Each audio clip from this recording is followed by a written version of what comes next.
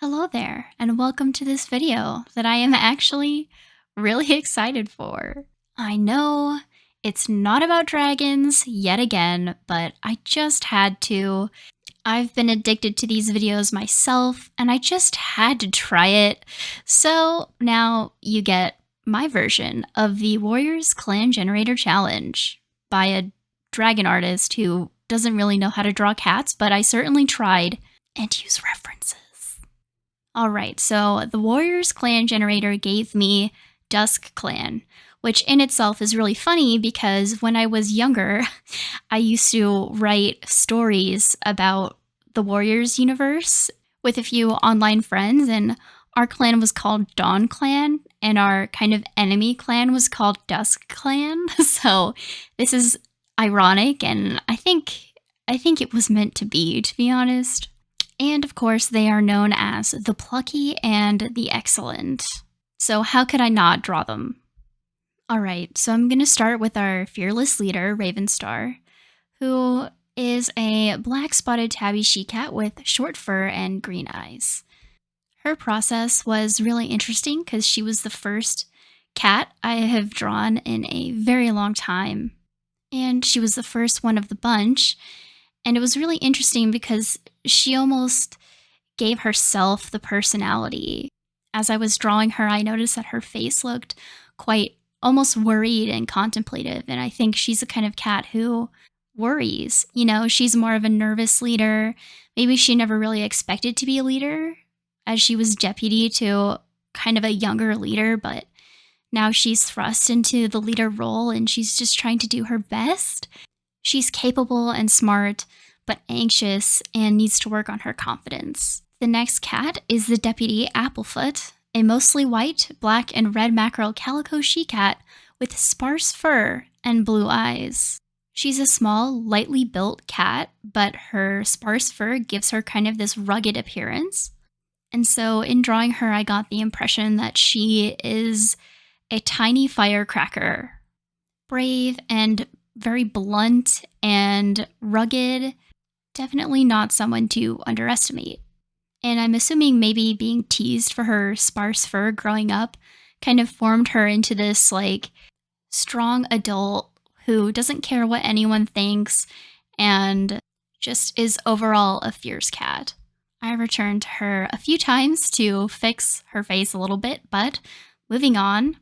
Our medicine cat is Lynette Stone, a long-haired white she-cat with a chocolate and red spotted calico tabby tail and ears and blue eyes. She rounds out the trio of powerful women in this clan. You know, all the leader roles ended up being she-cats, which I thought was really interesting. She is actually larger than both Ravenstar and Applefoot, and everyone thought that she would be this, you know, super powerful warrior, but she just doesn't ever want to hurt anyone, and the thought of going into battle and hurting other cats definitely doesn't sit right with her, so she's the medicine cat.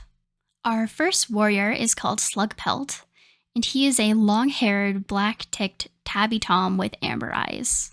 I think he came out looking more like a raccoon than a cat, so I think I'm gonna give him a bit of a troublemaker personality. He is a prankster and a jokester, but he does love his clan and fights for them. His philosophy is if you can't joke around and mess with someone, then they're not really your friend, are they? Alright, this is Yellowleg, a taupe and apricot mackerel tortoiseshell she-cat with short fur and golden eyes. Her body type ended up very stocky and strong, which makes me think that she is just a very strong and powerful warrior. I definitely had to look up what her coat color should be because I have never heard of a taupe and apricot cat. I do quite like how her coat came out, so she's kind of beauty and brawn, a beautiful, powerful, badass female, and a calm and confident warrior. And actually her mate is up next in just a few seconds. His name is Craneclaw, there he is, and he's described as a short-haired blue tom with hazel eyes. As I was drawing him, he came out kind of cute, actually, and then also looking a lot like a bobcat. This is another cat who kind of just gave himself a personality as I was drawing him. He is quite a large cat who is very young at heart and playful. He is often known for goofing off with the apprentices or even the kits when there are kits. And that's kind of made worse by the fact that the apprentices now are his kits. So, staying on task is not his strong suit, but thankfully he has his more calm and responsible mate to help him out. Our last warrior is Horsetail, a cream-spotted pseudo-tabby she-cat with short fur and hazel eyes. I definitely had to look up what a pseudo-tabby was, but in any case, this warrior is a fast and quick-witted she-cat who is flighty and nervous, but also at the same time very loving and supportive. I think because she knows what it's like to be nervous, she's a very good support for cats who are nervous. So, especially our leader, Ravenstar. That went on a little bit long, but now we're on to our apprentices. This is Cootpaw, a son of Craneclaw and Yellowleg. He is a short-haired black mackerel tabby tom with hazel eyes. So his parents are kind of a calm and confident mom and a fun-loving and wild dad. Cootpaw is not like either of them. He is a bit shy and quiet, especially with his brother around. Burdock Paw is a blue tom with short fur and amber eyes. And he is a rascal. He is the kit who's going to try to escape camp and start hunting before he's 6 months old. He likes to annoy everyone with 1,000 questions. He really is a sweet cat, but has a very curious mind and a forceful personality, whereas his brother kind of likes to be more in the background. Now, Quailpaw is our last apprentice. She's not the biological daughter of Craneclaw and Yellowleg, but she is their adopted daughter after her parents moved on to Starlingcloud. She is a long-haired chocolate classic tabby she-cat with hazel eyes. She is actually the biggest and strongest of the 3 apprentices, and she's definitely very mature for her age, having kind of been through a lot already. She is a fierce protector of her brothers and her adoptive parents. I mean, if anyone even says anything that might seem threatening or even slightly, a little bit mean to them, she will be ready to defend them, before you can even say mouse brain. Okay, so our queen of the clan, we only have one, is named Roachstripe. She's a blue and cream classic tortoiseshell tabby she-cat with long fur and amber eyes. She is actually the mate of Applefoot, and her kits are fathered by a warrior who has passed on to Starlingcloud, who always wanted kits but never really wanted a mate, and then Applefoot and Roachstripe really wanted kits too, and so they kind of have this agreement. The Tom unfortunately passed away, but Roachstripe and Applefoot will be amazing parents. Roachstripe is actually my favorite design of all of the cats. She's very strong and sassy on the outside, but on the inside she is a constant bundle of nerves, and Applefoot is kind of the only cat who actually knows this. As the daughter of 2 rogues, Roachstripe has sort of always been a bit of an outcast, so she feels like cats are constantly judging her and she always has to prove herself, and this contributes to her internal anxiety. I have a feeling that motherhood will make her even stronger and more resilient though. So, yes, I did just give her a super long backstory because I really like her design. So let's move on to the elders before I start writing a full story about her. Alright, so our first elder is Skipperface, a short-haired red mackerel tabby tom with green eyes, and he is actually Yellowleg's father. He remained a warrior past the usual age that cats go on to be elders. He's just a feisty old man. He's been in so many battles. He sports a torn ear and a broken tail, or broken and now healed crooked tail. He is just a firecracker with a temper, and he definitely still tries to order all the warriors around like he is still the most senior warrior in the clan. He definitely has the best stories for the kids, though sometimes he likes to exaggerate or even make up silly tales about magical fish and stuff like that.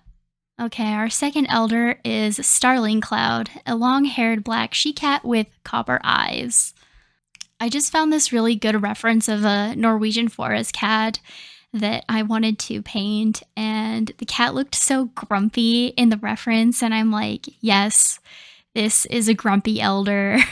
She's done her time following orders. She is ready to take her rest, and she doesn't take anyone's BS. I don't know why I made her super shiny because I know that she's really old, but I don't know. I just wanted to spend more time drawing this cat because I think she's just so ornery and I love it. You know, not everyone can grow up to be that like kindly grandma. Some of them have to be grumpy. Now, kind of the total opposite, Squirrelbriar is a blue classic tabby tom with short fur and amber eyes, and he is an absolute sweetheart. He loves hanging out and telling stories, taking care of the kids, taking care of, general camp maintenance, basically all of the tasks the apprentices really hate. Cleaning just gives him peace, what can I say? So he ends up helping out the apprentices, which he's not supposed to do, but he does it anyway. And then the apprentices absolutely love him, and so he gets like first pick of the fresh kill and stuff. So that's Squirrelbriar. Our last cat, our last elder, is Plumstream, a mostly white, chocolate, and red-spotted calico tabby she-cat with short fur and hazel eyes. She is a former medicine cat, actually, who ended up deciding to give her, practice, like she's a doctor, give her practice over to her own apprentice as she started getting cataracts the older she got. So she is now blind. Of course, a blind cat can be a wonderful medicine cat, as shown in some of the Warriors books, actually. But she was already very old and decided that, Lynette Stone, really, it was her time to be the medicine cat. Plumstream helps out from time to time, and it makes her so proud to see her apprentice just take everything on so well. She is that, old grandma who acts all prim and proper, but, secretly is super sassy, and she's that old lady who, again, is very proper and dignified, but she'll kind of offhand tell you these stories like, oh yeah, when I was your age, I had an affair with the leader of XYZ clan. And you're like, Plumstream, what? I don't know. I think I love her also, almost as much as I love Roachstripe. So that's why she's on the thumbnail. All right, that is all the cats in Duskclan. I now want to write stories about all of them. This was such a fun challenge, and it was definitely way more challenging than I thought it would be. 15 cats, I'm like, oh, I can draw that in a day. No, it took me 3 days, and let me check, 11 hours and 17 minutes, even though these are really rough paintings. Yeah, it was a lot. So nostalgic though, and so worth it. And now I kind of want to play the Clan Gen game, but also at the same time, I know I'll get sucked in, and then I'll want to write fan fiction for Warriors, and it's just going to be a whole thing. That's all to say that I just really enjoyed this challenge, and I hope you enjoyed listening to me talk about all these cats, or at least were mildly entertained by either the chatting or by the designs. This was such an influential series in my childhood. I read so many of them, like, past when I was too old for them. I kept reading them because they kept coming out. Yeah, anyway, I'm rambling, but let me know if you've read these books or even tried to read these books. Let me know if you've done this challenge and how hard you thought it was. And then also, should I turn them all into dragons? That would be hard, but like, I'm down. Anyway, with that, I would like to thank you for watching, and I'll see you around.